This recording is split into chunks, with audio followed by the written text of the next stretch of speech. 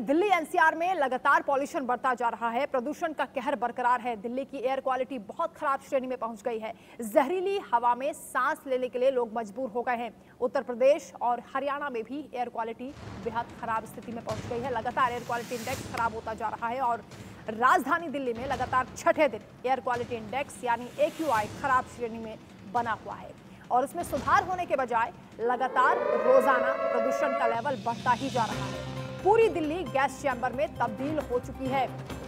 हवा में जहर घुल गया है। आने वाले कुछ दिनों तक हवा में सुधार के कोई आसार नजर नहीं आ रहे हैं। हालांकि प्रदूषण से लड़ने के लिए दिल्ली एनसीआर की सड़कों पर एंटी स्मॉग गन भी तैनात है, लेकिन ये सिर्फ दिखावा बन चुकी है। इससे कोई खास फायदा नहीं हो रहा है। दिल्ली एनसीआर की हवा को सबसे ज्यादा नुकसान पटाखे और हरियाणा पंजाब में जलाई जाने वाली पराली से हो रहा है। हालांकि साल दर साल इस पर एक्शन प्लान तैयार किया जाता है, लेकिन हालात बदलते हुए नजर नहीं आते। तो दिल्ली एनसीआर में प्रदूषण का कहर लगातार जारी है। दमघोटू हवा में सांस लेना मुश्किल है।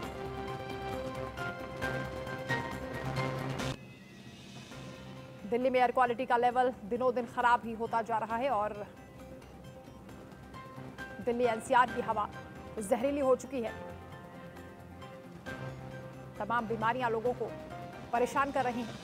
उत्तर प्रदेश और हरियाणा में भी कुछ ऐसा ही हाल है।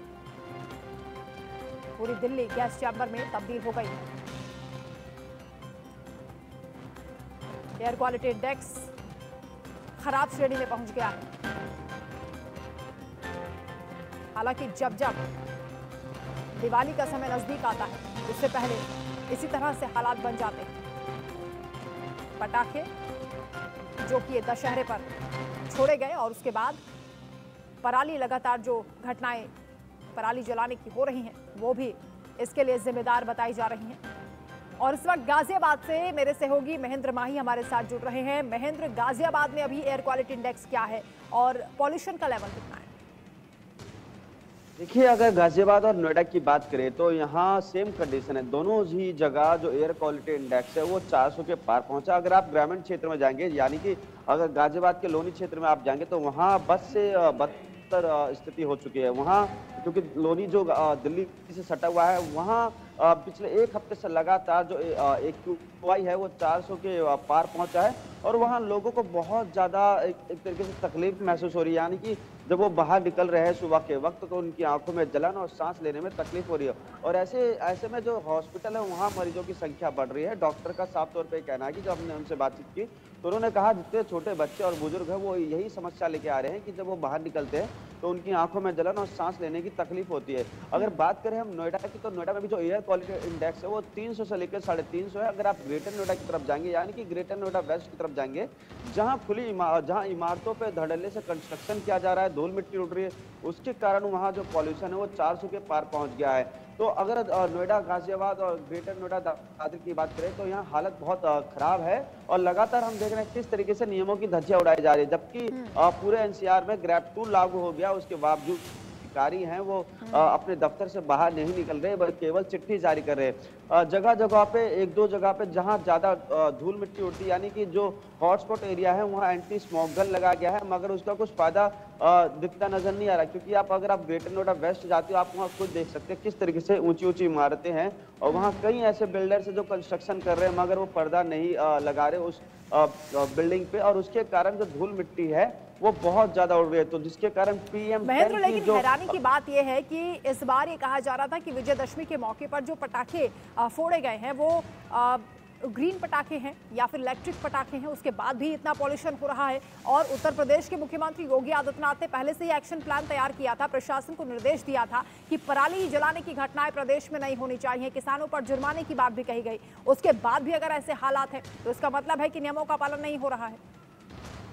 बिल्कुल, देखिए, अगर पूरे उत्तर प्रदेश की बात करें तो तमाम ऐसे शहर हैं। अगर आप मेरठ जाएंगे या गाजियाबाद या बिजनौर, लोनी, इन तमाम जगहों पे जो किसान है वो पराली जला रहा है, मगर जो अधिकारी हैं जिनको निर्देश दिया गया था कि आप किसानों के बीच जाइए, उनको समझाइए कि आप पराली ना जलाए, उसका जो दूसरा ऑप्शन है वो अपनाएं, मगर अधिकारी अपने दफ्तर से नहीं निकल रहे और जो किसान है वो मजबूर है पराली जलाने के लिए, क्योंकि उनको अपनी अगली फसल लगानी होती है। जब हम ग्रेटर नोएडा की तरफ गए तो वहाँ कई ऐसे किसान मिले, हमने उनसे पूछा कि आपके पास अधिकारी आते, तो उनका साफ तौर पे कहते हैं कि देखिए हम पे बस फोन किया जाता है और एक दो किसानों पे आते हैं, बाकी वो खाना पूर्ति करते हैं, जिसके कारण वो मजबूर हो जाते हैं पराली जलाने के। और यही स्थिति अगर आप देखेंगे तो ये हरियाणा की भी यही स्थिति है, पंजाब की भी यही स्थिति है, आसपास के जो राज्य हैं वहाँ यही स्थिति बनी हुई है कि जो किसान है वो पराली जला रहे हैं। मगर देखिए एक अच्छी बात ये भी है कि अगर पिछले साल की तुलना की जाए तो इस बार पराली जलाने की संख्या में काफी कमी आई है। पिछली बार जो संख्या थी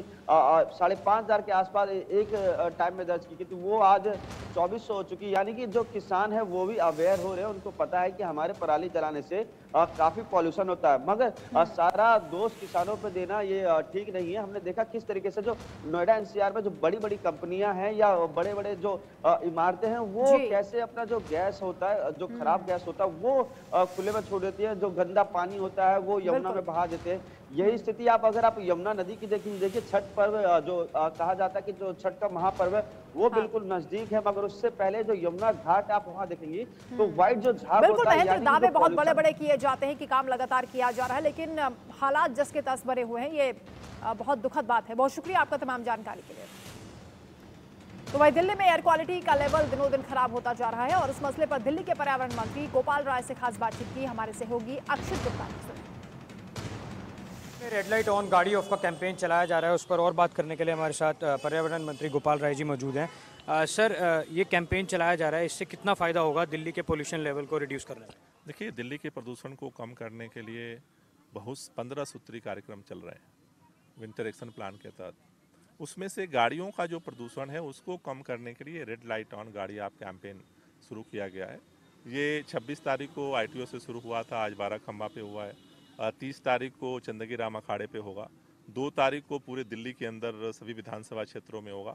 3 तारीख को 2000 जो इको क्लब्स हैं वो अलग अलग स्कूलों में इस कैंपेन को लेकर जाएंगे। हमारी कोशिश क्या है कि पूरे दिल्ली के अंदर लाखों लोग हम जब सड़क पे आते हैं अपना बाइक लेके, ऑटो लेकर के, कार लेकर के, तो लगभग 10 से 15 रेड लाइट पर हम डेली जो है गुजरते हैं और 2 मिनट हम वहाँ पे जब रेड लाइट होती है तो अपना इंजन हम चालू रखते हैं। यानी कि लगभग अगर 15 रेड लाइट देखें तो आधा घंटा हम सब दिल्ली वाले प्रतिदिन अपनी आदत की वजह से आधा घंटा हम प्रदूषण पैदा करते हैं बेवजह, जिसका हमारी ज़िंदगी में कोई उपयोग नहीं है। मान लो आपको ऑफिस जाना है, आप गाड़ी लेके निकले, अच्छी बात है, लेकिन रेड लाइट पे जो है इंजन चालू रखना हमारे लिए कोई फायदे का काम नहीं है। आप सोचो, लाखों लोग अगर आधा घंटा प्रतिदिन जो फ्यूल जला रहे हैं, तेल फूंक रहे हैं, उसको बंद कर देंगे तो प्रदूषण पे उसका असर तो होगा। सर, मेरा एक सवाल और, ये जो एजेंसीज हैं, सफ़र हो या IIT कानपुर हो, इन्होंने डेटा देना बंद कर दिया है, तो वो डेटा देना क्यों बंद करा है? नहीं, डेटा देना नहीं बंद किया है। जो रियल टाइम एनफोर्समेंट स्टडी है उसको तो बंद कर दिया गया है सरकार के फैसले के बावजूद। जहां तक सफ़र का है वो तो सेंट्रल गवर्नमेंट बता पाए।